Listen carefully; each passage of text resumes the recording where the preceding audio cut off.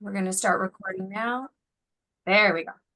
So, after all that spiel, I would love to welcome Sherri Kozubal. Hopefully I said that right, Sherri. Sherri is a registered respiratory therapist, just like Alexa and I. She's been one for a couple of years, 28 years in total.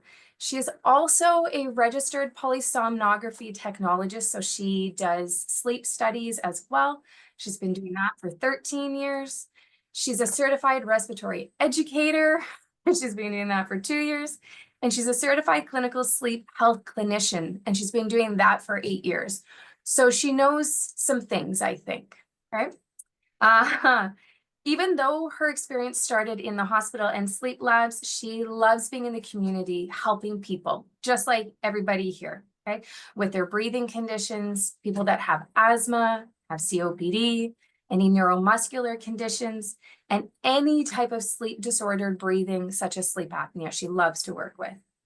When she entered in healthcare many years ago, it was with the drive to work with people to maximize their health and find a blend of experience that helps them immensely. That is what she loves to do, okay? In addition to all these wonderful things that she does that's part of Western healthcare, she is also a certified clinical hypnotherapist. So she helps people with managing stress, reframing any challenges they may encounter, such as addictions, perspective on life. And then finally, she loves to focus on aligning everything with their best lives. So aside from all of her professional accomplishments, she loves to spend as much time as she can outdoors with her family and her dogs. She loves to read and continue to learn, just like we all do. So without further ado, I would love everybody to welcome Sherri Kozubal, our speaker for today. Hi, everyone. Thank you, Lindsay, so much. That was really kind. So I'm just going to jump right into this and share my screen. So here we go. I'm just going to hide this. Perfect. Okay.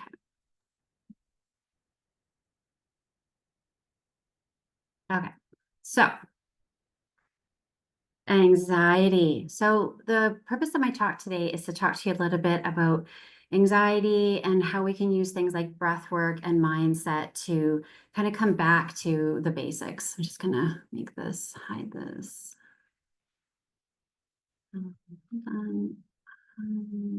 Go. There. Okay.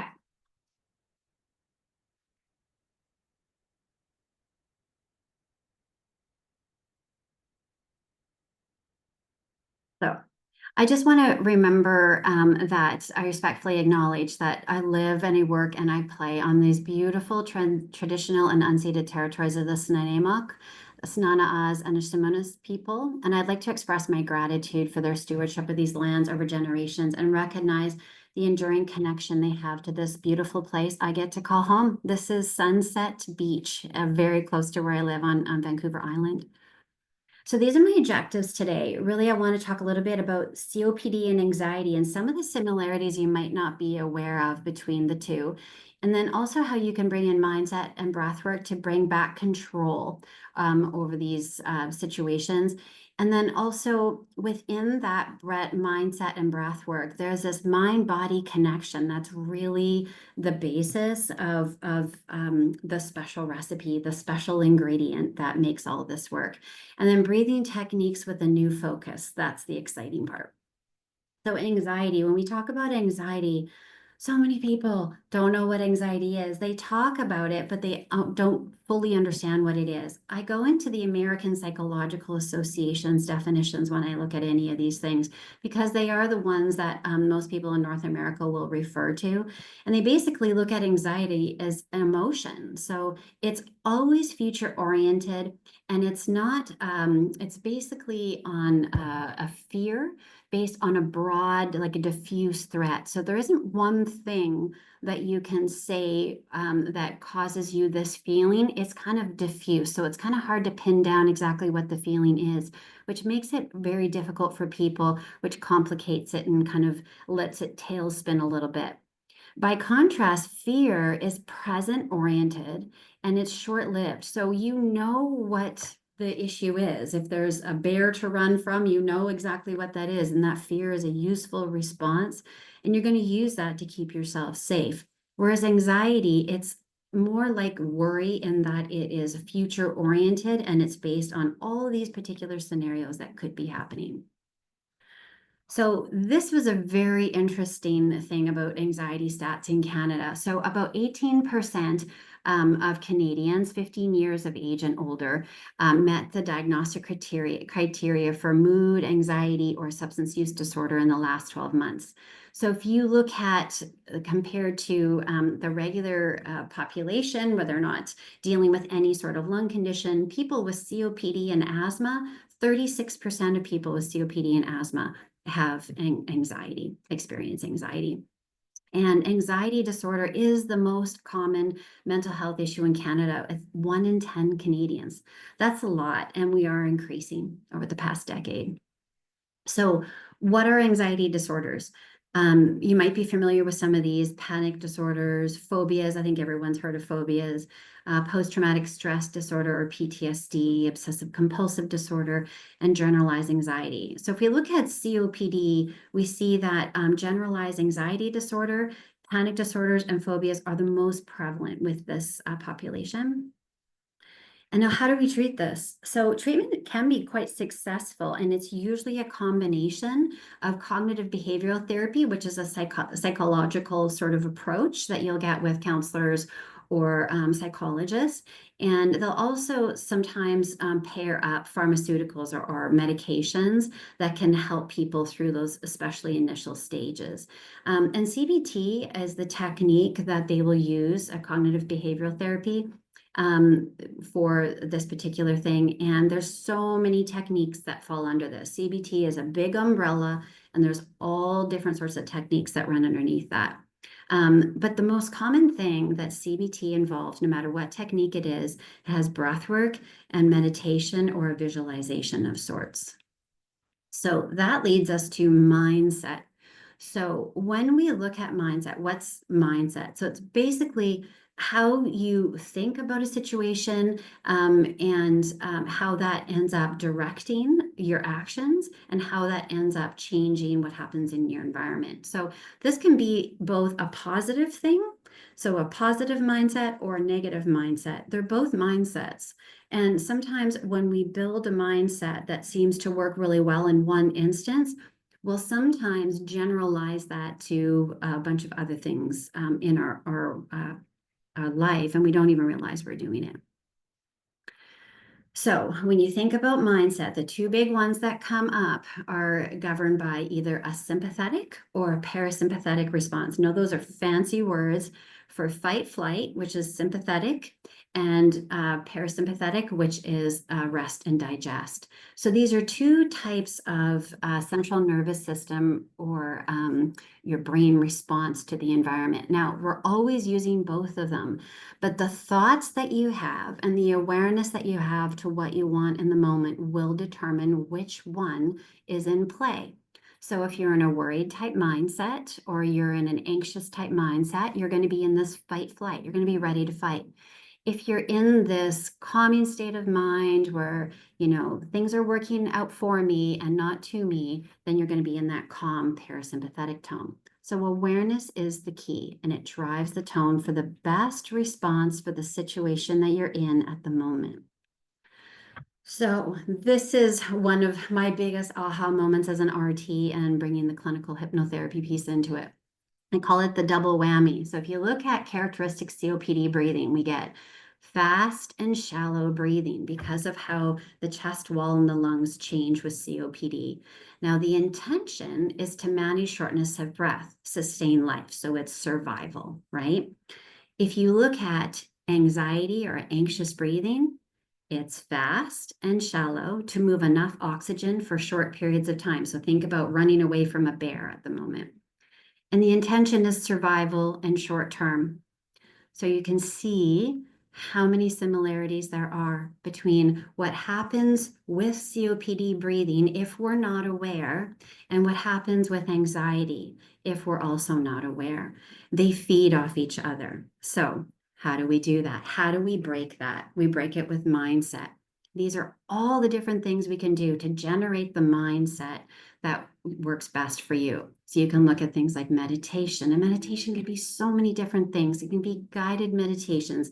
It can be listening to music, going in with the intention just to be calm and sitting calm for a little bit.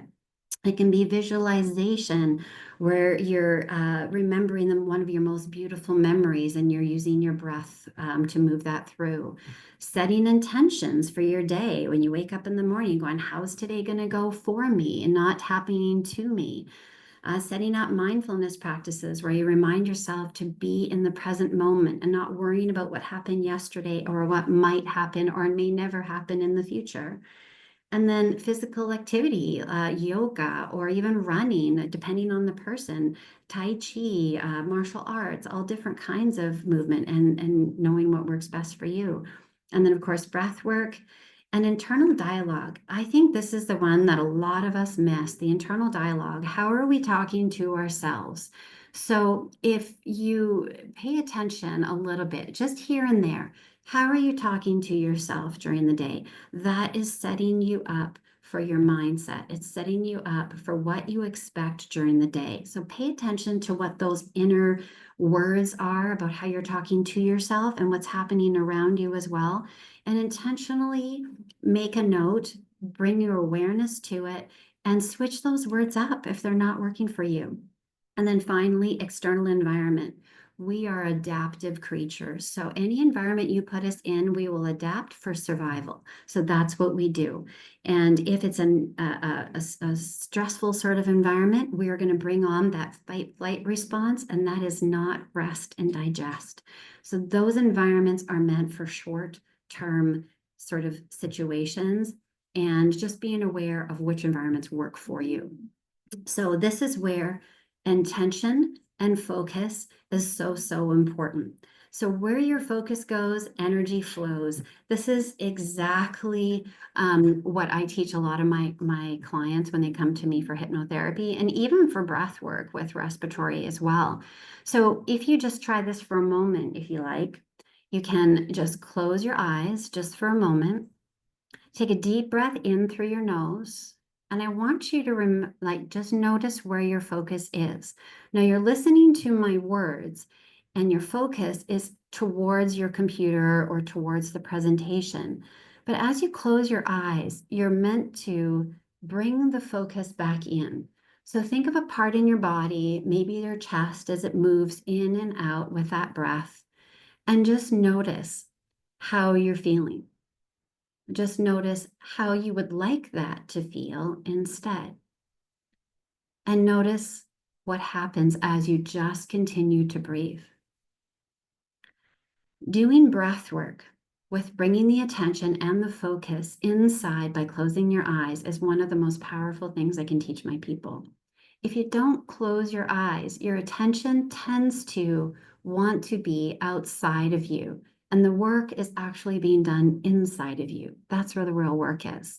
So you're directing your central nervous system to work for you, to go into that rest and digest, calming mode that is helping you heal or rest or restore in the way that you need. This is the basis of yogic breathing and empowerment. And it's also where we bring in that mindfulness and that breath work. It just reconnects the mind, body, and the soul components. And the soul component being that part of you that understands exactly what works for you. You just know when it's right. And the reason why all of this is so important is because what you're thinking about will trigger the hormones accordingly. So if you're thinking of something beautiful, you're going to bring out all those beautiful hormones, the serotonin and the dopamine and all these feel-good hormones that are going to wash through your body and tell the rest of the body that it is time to rest and digest and be calm. And the rest of the body will in turn talk back to the brain and give it that positive feedback loop that you're needing. So it's creating that body response, which creates a different response now to your environment outside of you and inside of you. And eventually what happens when you are more aware and focused and bringing that attention to what you want, you create new brain pathways. We call it neuroplasticity to become more of a calm type person. So it's really, really important to understand what is within your control. What's within your control? The top one is choice. Understanding what it is you choose to feel at any given moment. And that changes because we are in a changing world. And isn't that great? Because it's always something new and wonderful coming around the corner or challenging. The other thing is tools. What kind of techniques are available to you? What kind of education can you access? Webinars like this or online tools like Lindsay and Alexa were talking about. Or maybe you have a yoga teacher, or maybe you have a meditation teacher, or maybe you have like a support group, and you're taking education from all these different sources and making your own specific recipe. The other part too is knowing who you are and finally knowing what you want. Those are the biggest questions, really, and I think we spend our lives getting to the bottom of those two. So this brings us to the ultimate question of what do you want? So when we're thinking and planning, we're in survival mode because what we're doing is we're working to adapt to the environment for survival or for the best outcome. When we're in thriving mode, we're in imagination and possibility. So if you think about each and every one of you here today, you have made it to this point alive, which means you have a 100% survival rate no matter what you've been through in the past. So you are all master survivors. The question now is how good are you at thriving? And how good would you wish to be at surviving? The key to all of that is bringing out the imagination. And this is where the breath work for me gets the most exciting. So breath work is structured. They're intentional exercises or techniques that aim both physical and mental well-being. So we bring in that intention where your focus goes, your energy flows, and that you're looking at thriving, not just surviving, because your body breathes for you 24/7 without you telling it what to do. But when you come back into control and you're asking it to breathe in specific ways, we are bringing in a specific intention that is going to change your mindset in the way that you want, because now you have a focus and now you know what you're looking for. The focus with breathwork too is present moment. And remember about anxiety, that's a future-based issue. Breathwork keeps you in the moment. You can't do anything else. You have to be thinking about what you're doing. When you couple that with imagination, it's a powerful thing. So the basis of most of our breath work for mindfulness, for COPD, for pulmonary rehab, all of that is pursed lip breathing. Pursed lip breathing is one of the simplest things I teach, but it is the most powerful tool in my tool belt as a respiratory therapist, as a clinical hypnotherapist, and as a certified respiratory educator. It does everything. So it slows the rate down at which you breathe and allows time for you to exhale. And it also signals the brain to calm. So when you breathe in through your nose, there's little receptors on the inside of your nose that wash the brain in calm.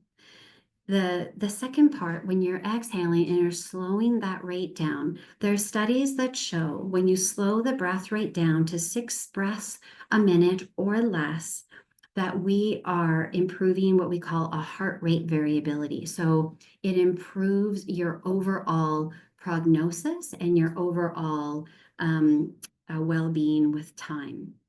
The other thing that pursed lip breathing does is it inflates the lung space at the bottom of the lungs. Now, the bottom of the lungs are tapped directly into the calming part of your nervous system.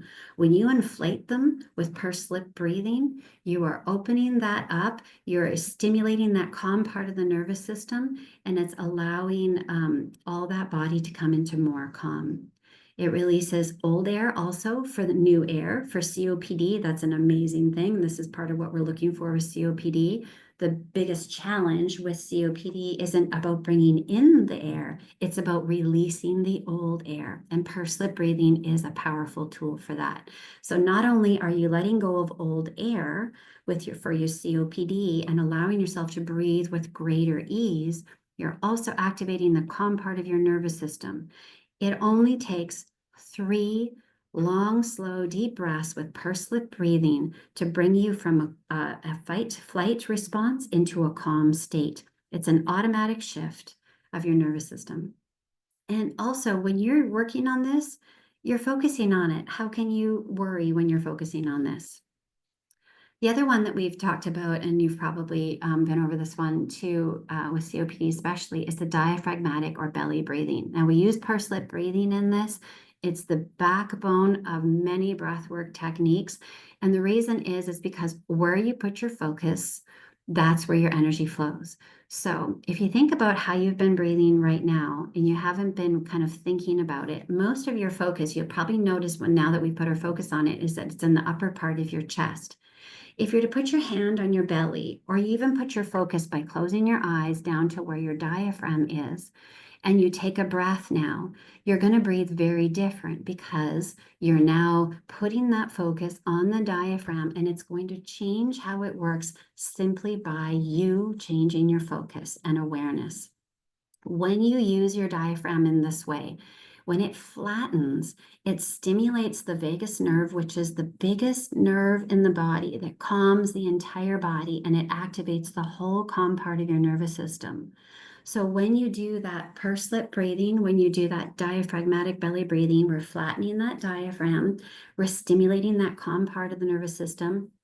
We're increasing the stroke volume, which is the amount of blood that you're sending out from your heart. We're also increasing the size of your breaths, and we're triggering this decreased fight flight. So we're triggering this calm part of your nervous system. And then it goes into this increasing the heart rate variability that I was talking about. So it improves long-term outcomes for our patients. So what do we get when we use this type of breathing? Short-term, better oxygen consumption, so it reduces it, better heart rate, better blood pressure, increases calm brain frequency. So if the brain is calm, it is telling the whole body to be calm. It is the orchestrator, right?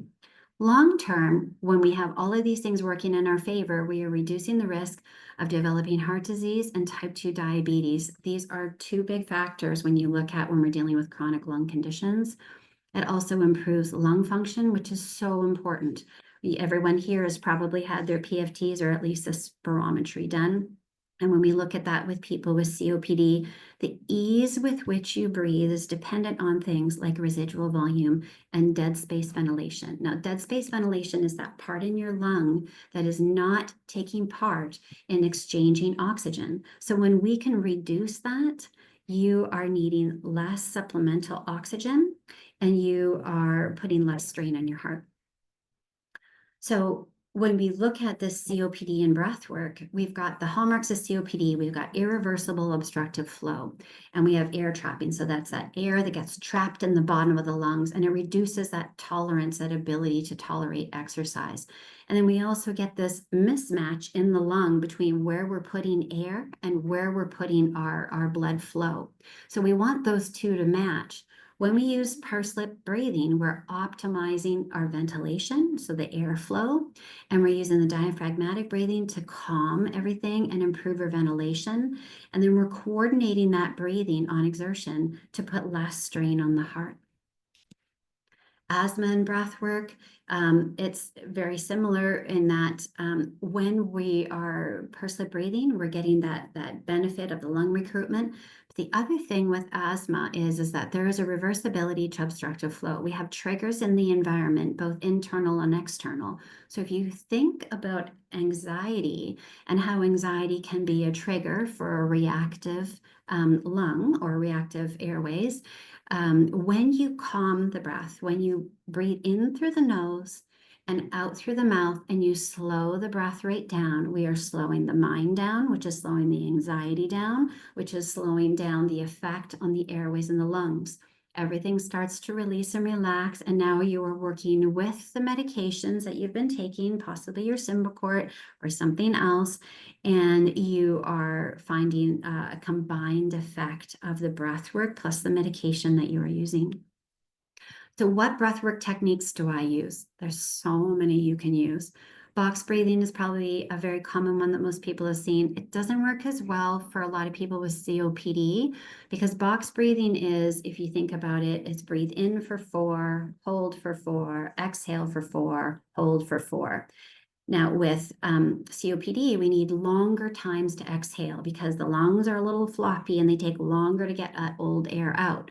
So with the pursed lip breathing, that's what we're doing. We're slowing it down. That's why we use the 4, 7, 8. So breathing in for 4, hold for 7, out for 8.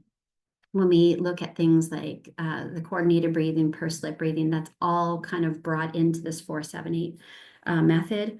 And then there's yogic breathing. This one is used by Department of Veterans Affairs in the US. They have like a whole handbook where they teach practitioners this Brahmari pranayama, which is a yogic type breathing that they use for PTSD.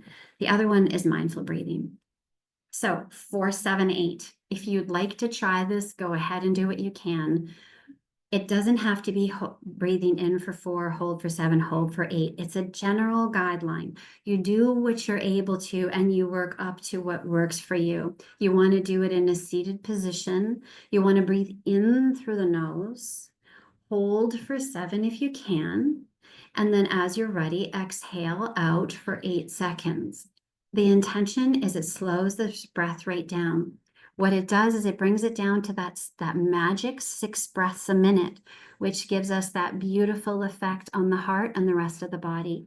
It's shown to positively impact so many things like blood pressure, blood glucose, and endothelial function. So endothelial function is basically how the vessels in your body work. And the better they work, the better blood pressure and things like heart disease outcomes are.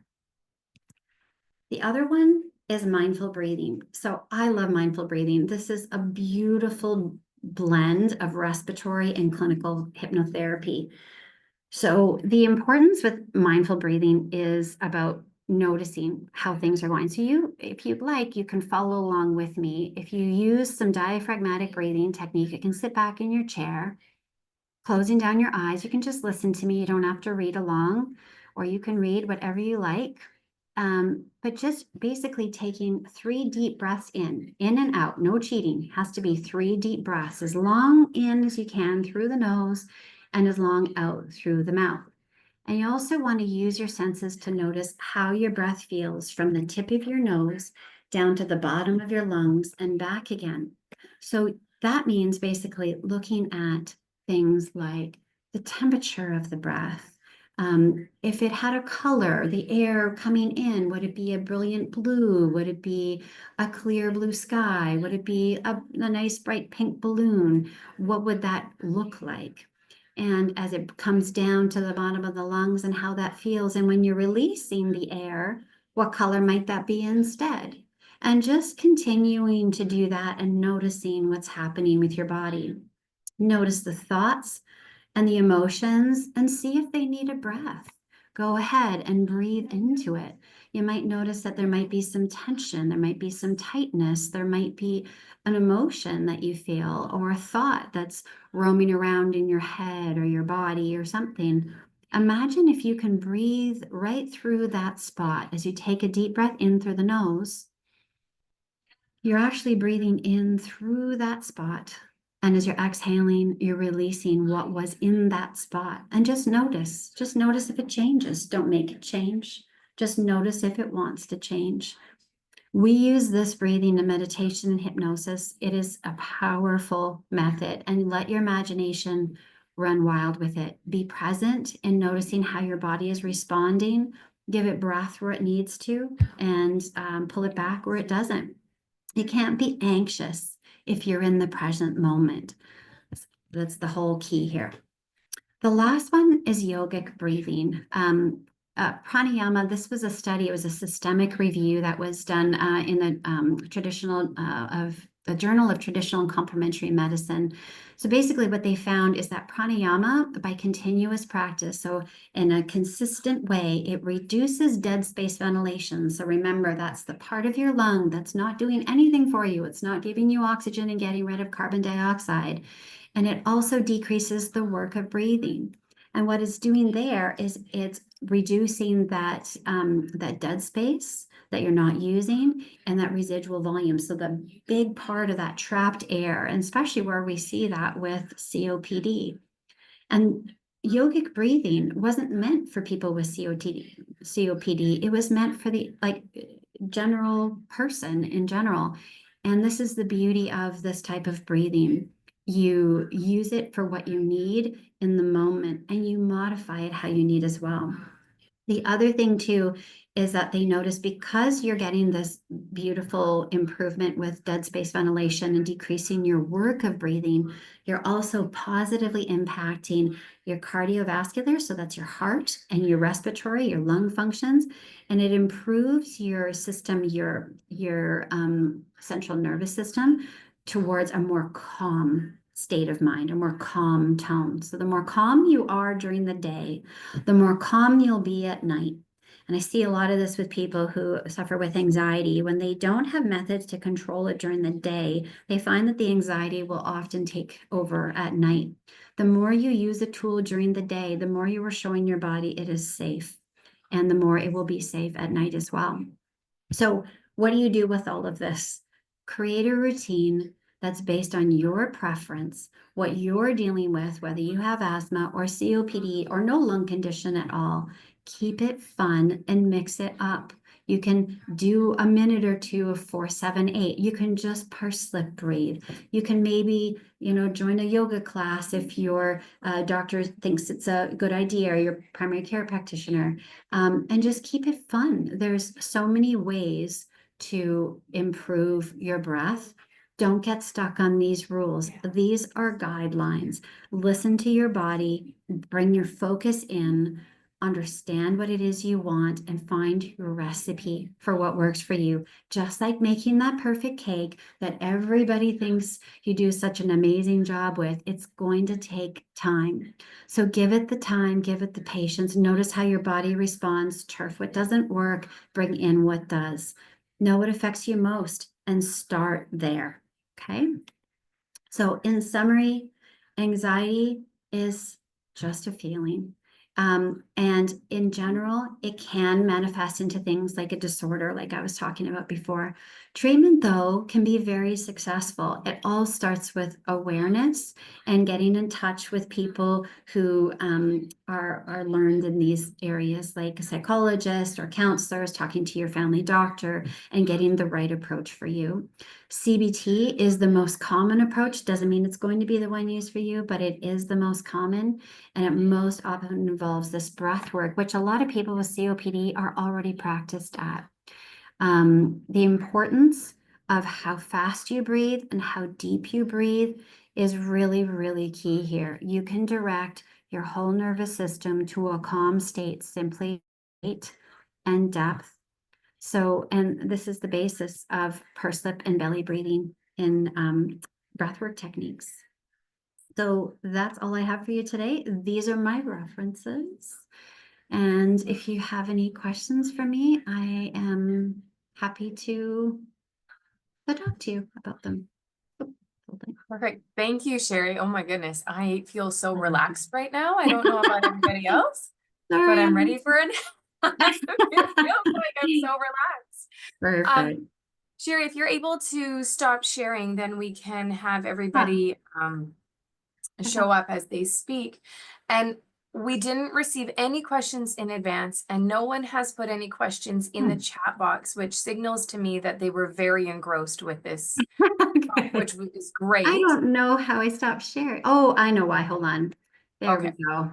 I got rid of your perfect. taskbar. Now, we do have someone's hand up. It's Brian from Calgary. Welcome from Calgary, Brian. Would you like to unmute yourself and then ask your question? Yes, I have unmuted. Thank you very much, Sherri. That was tremendous information. Thank you. I'm so interested in have one comment and one question. Sure. My condition is IPF, and it seems to me that everything that you have described is perfectly relevant to pulmonary fibrosis as well as COPD and other things. And my question is, I didn't really hear a description of the yogic method, and Yes. I didn't quite understand how we're supposed to exercise that. Great question. Great question, Brian. That's because yogic breathing that's a general term for many, many, many types of breathing. The one that I illustrated in that systemic review, they looked at Brahmari breathing. So it's a particular yogic breathing that they use with the Veterans Affairs. They use it for PTSD. And it's an interesting one that they use. They call it bee breath. Is anyone familiar with that one? The bee breath. So they do a humming basically. And Oh, yeah, and so what I love about that one is it's stimulates the pineal gland, which is a little gland in the middle of the brain, and it stimulates these beautiful calming hormones with it. And it brings together that pursed breathing, and it goes with a specific timing with the exhale. So you can look online at yogic breathing just in general. And my yeah. suggestion is look at something that, especially with the IPF piece, which you'll find with the IPF is that the inhale can be a little bit difficult as well at times because your lungs are a little bit stiffer. They don't want to open up as easily. And the exhale might be a little bit easier. So your rate is fast, just like COPD, but it's a little reversed in that it's harder for you to take that breath in sometimes. So what you might find with you is you would look at these, the box breathing piece instead, where you would go the 4, breathe in for 4, hold for 4, exhale for 4, and see how that feels, and then move from there. Great. Yeah, and then with the yogic, just see if there's something that's similar in that sense. Yeah. Thank you very much. You're welcome. I have a question.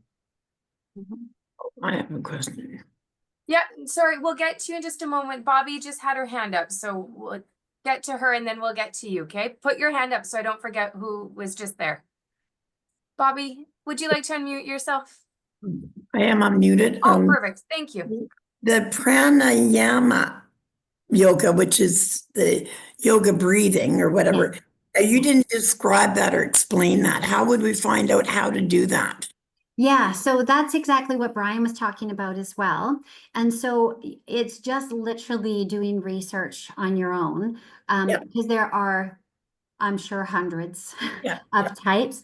The Brahmari was the one with PTSD, and it's technically looking at what you're dealing with yours. Do you have a lung condition, Bobby? You don't have to say. Yeah. COPD? Okay, so you're going to look for a yogic breathing that's going to support more along the lines of a 4-7-8 type cycle of breathing. The pranayama often will look at sometimes alternating between the sides of the nostril, and sometimes they'll bring in that humming or things like that. So see what works best for you, but make it so that the exhale piece is double the length of the inhale piece for COPD. Yeah, you'll know what feels right. Thank you very much. You're welcome. Great Thanks, Bobby. presentation. Oh, thank you. Very good presentation. Somebody was speaking as Bobby Yes, was I starting was. to. Who was that? Barry. Barry, what is your question, my friend? Okay, I'm told I have a dysfunction on the diaphragm, that one part goes up, whereas the other part doesn't go up as much. And so where I have trouble is the belly breathing. Is there anything that can be done about that? Because the belly breathing I can't seem to get it going. Okay. Would you be willing to try a little exercise with me, Barry? Yes. Awesome. If you guys want to try along, you can if you like. So this is just about where you put your focus, okay? So I want you to sit back, get nice and comfortable. Perfect. Close your eyes. Put your hand on your chest and a hand on the belly, or just on your belly, whatever works best for you. And I just want you to notice your breathing. Do your pursed lips. So in through the nose, long and slow and deep, and out through the pursed lips. So you know you're doing it close to what we're looking for when the exhale is double the inhale at least. Perfect. Now notice where your attention is right now. And I want you, don't worry about what's happening with your diaphragm or what you've got going on with your diaphragm. I want you just to put your focus on your diaphragm. And just notice, if you were to start a breath there, imagine what that would feel like. So the belly might raise. Don't worry about how well it's raising. Just notice the belly might raise. And as you exhale, the belly comes down just a little bit. Don't make it work. Just notice. So the breath starts at the belly and it ends at the belly. I want you to keep your focus at the belly. Start and finish. And as you inhale, imagine you're like a cup that's magically flowing, magically filling up. So you're starting at the bottom, at the diaphragm, and it's filling up like a magic cup all the way up to the top of the shoulders. And then as you exhale, it's coming down, and I want you to end. It's going to magically drain all the way down, down, down, down to the bottom of the diaphragm. Nice.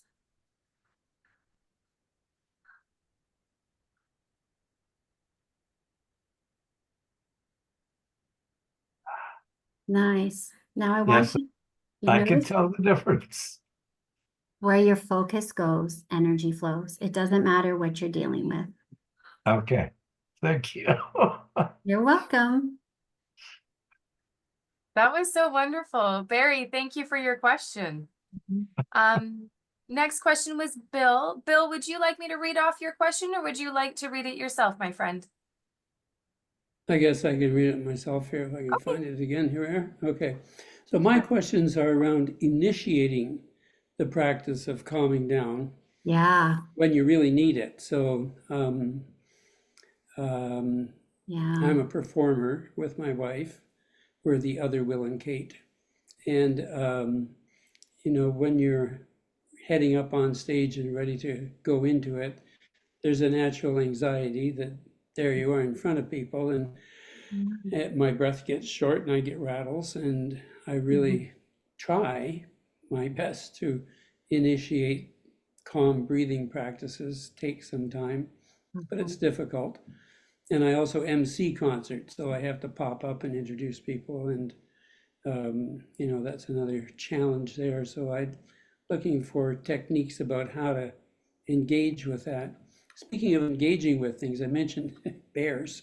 You said you feel like running from a bear, which you really don't want to do. We see bears every day when we're out on our bike rides, Yeah. and we just chat them up and I don't look love at them. that. You reduce their anxiety by kind of looking away and, you know, being calm, and I love then you that. decide who's going to do what, and away you go. Never had a problem. So, you know, I wish my audience would be like that. They'd all look away, and then I wouldn't feel so anxious, you know. Anyway, do you have any suggestions?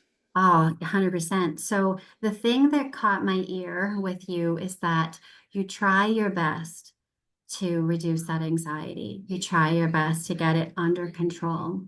So ease and calm has nothing to do with effort. Nothing. So when you're trying to make it happen, you're winding it up. So try this. Close your eyes. You find a quiet spot 5 minutes before, 10 minutes before, if you want. Even in the morning, if you want to set the intention, you can do this anytime, but see what works best for you. Find a spot, close your eyes. Can you try? Do you guys want to try this one with me too? Okay, so close your eyes. Nice, big, easy breath. Pursed lip breathing in through the nose all the way out through the lips. Nice and easy. Beautiful. Now notice where your attention was just a moment ago. It was on me, and it was on talking and perception and all these ideas floating around in your head. So the problem is when we get anxious is our focus is on the outside world. When we initially bring it back in, it's in the head. So we want to move it down to the chest. So bring your focus and your attention down to the chest. We're not going to try and make it do anything. I just want you to notice the chest. Notice the air moving in and out of it. And just notice that. Nice, deep, easy breaths. Notice how the chest feels with long, slow, easy breaths. Make them as long and slow as you can.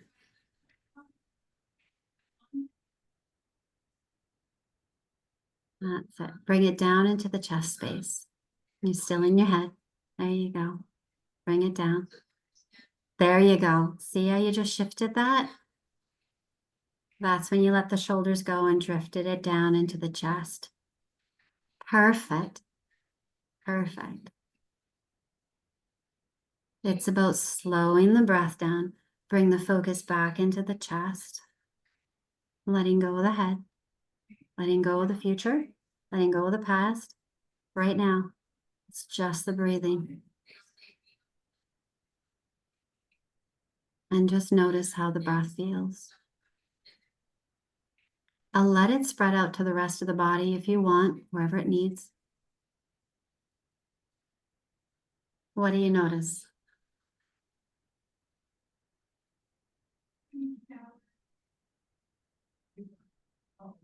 What's heavy? Where does it feel? Does it feel?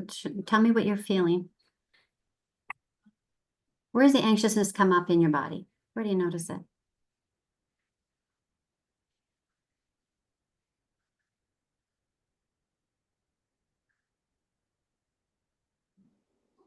I'm sorry, you were talking to me? Yeah. Sorry. See, I That's was so okay. dazed and sleepy that I missed that. Yeah, I had relaxed. Good. And I guess you noticed that my breathing had slowed. Notice how you just let it go? Your Yeah, whole body, you just went. yeah. So those 3 breaths, what they do is they allow you to release. And then when you notice the shoulders drop, you know you're in your chest. But you still have a piece where there's this little bit of heaviness, this little bit of tightness. So I want you to visualize that as an object, circle, square, whatever it is, size. I call this neurolinguistic programming or NLP. So every sensation we have in our body, we give it a shape. We don't even know we do it. We give it a shape, we give it a size, we give it a color, we give it a texture. Figure out what it is for you. And I want you to imagine if it could be different. So if I am breathing away and I feel like there's a heaviness here and it's maybe a big round ball, right, in the middle of my chest, doesn't feel right. And the thing that stands out for me would be the heaviness. So instead of it being a cannonball, I'm going to imagine it as a pink balloon because I love pink balloons the best. And what would it feel like if it was a pink balloon? And then notice how your body responds. It's going to change. Okay.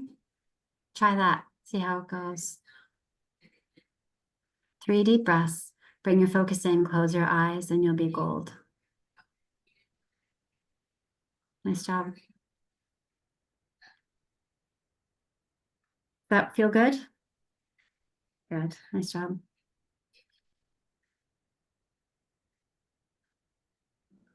I will try to keep your voice in my head. It's practice, Bill. It's practice. You can download the recording in a couple days and just have her there all the time. Thanks, sure. That was great. Brian's got his hand up again, so we'll go to Brian. We've got about 7 more minutes if anybody else has any other questions, but Brian, please feel free to ask away. Yeah, Bill has a calming voice too. 2 other quick questions. If I were to suffering from anxiety, but not a lung condition, it seems to me that everything that you have said in this would be exactly the same as you would say to somebody who is just suffering from anxiety. Am I correct about that? 100%. 100%. Okay.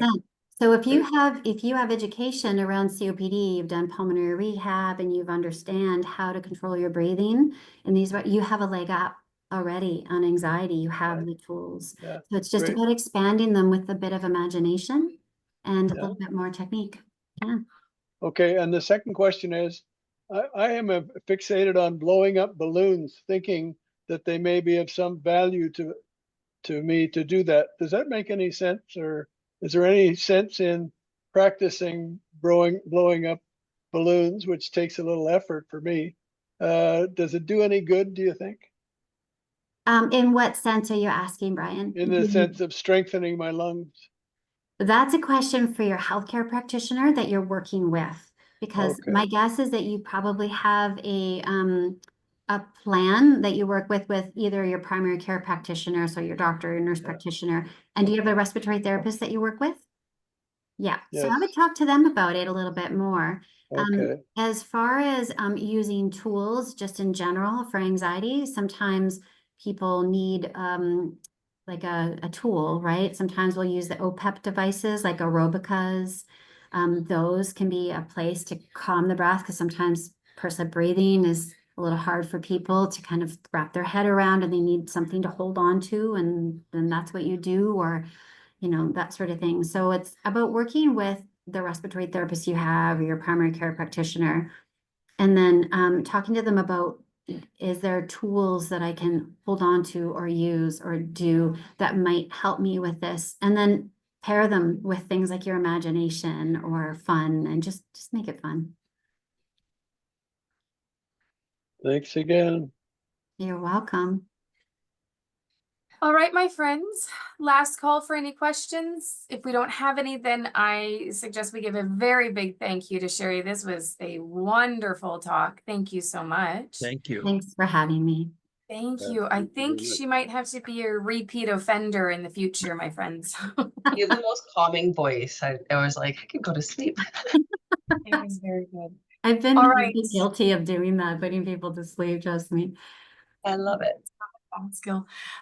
So what I would like to do is just, I'll stop the recording now. And